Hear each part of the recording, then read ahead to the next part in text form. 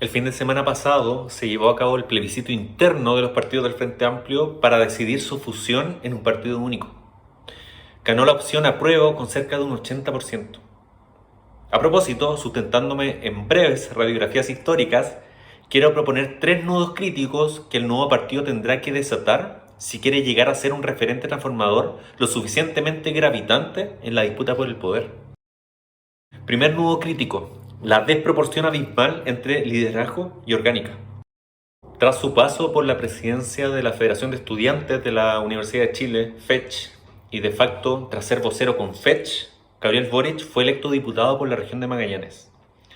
Una vez en el Congreso, el liderazgo de Boric sobresalió por su carácter disruptivo y por encarnar en el corazón mismo del sistema político la impugnación al pacto de régimen del retorno democrático.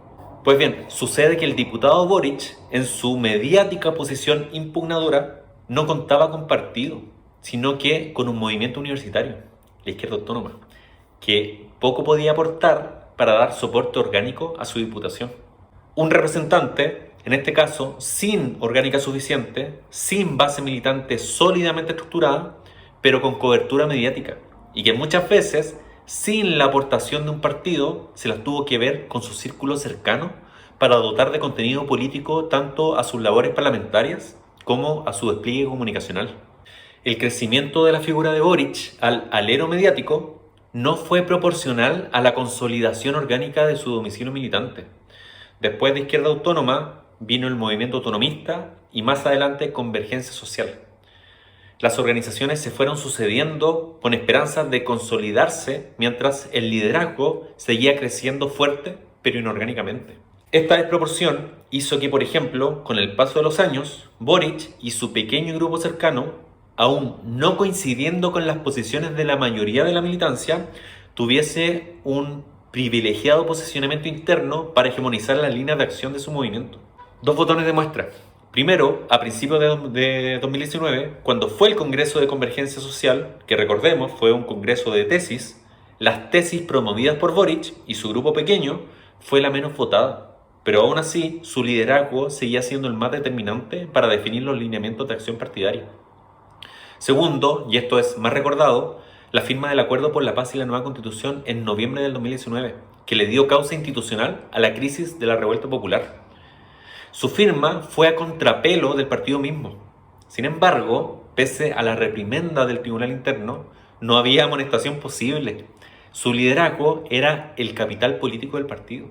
El primer nudo crítico a desanudar en el nuevo partido, entonces, es la distribución de poder interno con tal de calibrar los contrapesos entre liderazgos actuales y sus pequeños círculos de amigos y militancia de base, sin desatender, claro está, el enorme desafío de la formación política para robustecer a la militancia y que ésta esté a la altura de tal distribución. Segundo nudo crítico: el descuadre entre postulado ideológico e inmediatismo institucional electoral. Quienes rechazaron el partido único en el plebiscito interno de este fin de semana, entre algunos otros argumentos, esgrimieron que más que una fusión era necesario un debate ideológico político con tal de acordar desde las bases militantes las directrices del nuevo partido. De lo contrario, decían, este sería un partido meramente instrumental electoral. Sin embargo, creo que los desafíos pasan un poco más acá de cuestiones ideológicas, pero a la vez un poco más allá del inmediatismo institucional electoral. ¿Qué se halla en la medianía entre el más acá ideológico y el más allá del inmediatismo? Estrategia.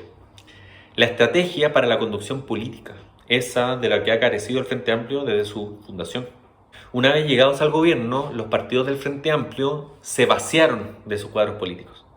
La mayoría asumió tareas de representación o administración estatal. La deglución de cuadros por parte del Estado hizo que se pierda masa crítica para pensar y definir líneas de conducción estratégica. Partidos cuyas dirigencias son principalmente empleados estatales, que carecen de la riqueza que podría caberle a una conducción reformadora, liderazgos sindicales, vecinales o estudiantiles. Hoy asistimos a una administración gubernamental que, más allá de las políticas públicas celebrables, carece de conducción estratégica. Por lo tanto, otro de los nudos críticos a desanudar en el incipiente partido es la definición estratégica con tal de dotarse de conducción política, a su vez que superar su condición de partido de empleados estatales. Tercer nudo crítico, el decrecimiento abajo y los costados. El año 2017 se escribió el programa de muchos que acompañó la candidatura de Beatriz Sánchez. Fue un programa escrito por cientos de asambleas autoconvocadas, tanto territorial como sectorialmente. Los grupos de apoyo programático, o GAP, fueron los espacios del Frente Amplio destinados a sintetizar las cientos de actas. Una vez terminada la redacción programática, los GAP proyectaron constituirse como frentes intermediarios entre organizaciones populares, participantes de la escritura programática, y los flamantes diputados que, lejos de las expectativas, ascendían a 20. Pero la Mesa Nacional del Frente Amplio era políticamente endeble para darle soporte político a esa cantidad de diputaciones. Más difícil aún si se trataba de una pléyade variopinta de liderazgos que, por sus dinámicas divergentes, rápidamente mellaron intestinamente las posibilidades políticas de esta fuerza emergente.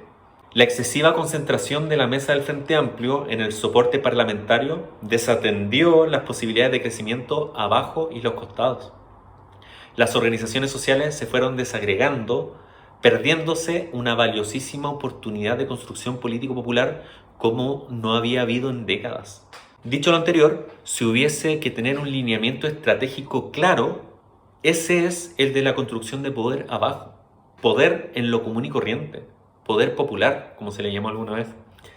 Los sectores transformadores solo pueden crecer y muscular allí la fuerza para transformar, pues por arriba la fuerza está reservada para los sectores conservadores por medio de sus empresas, directorios corporativos y centros de estudio.